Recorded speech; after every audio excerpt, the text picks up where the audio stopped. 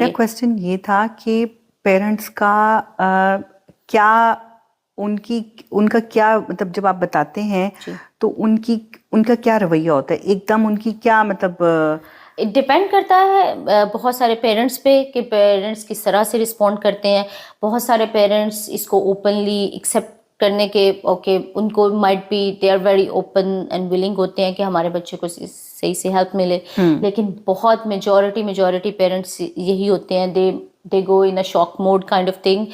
और वही बात जो आप पहले कह रही थी कि वो एक्सेप्टेंस नहीं होती है। लाइक चीज़ को देख रहे होते हैं, लेकिन आप कोई और वर्ड यूज कर ले अपने बच्चे के लिए कि शरारती है या इस तरह का है। हमारे सर में दर्द है तो हम जी उसको इग्नोर नहीं कर सकते।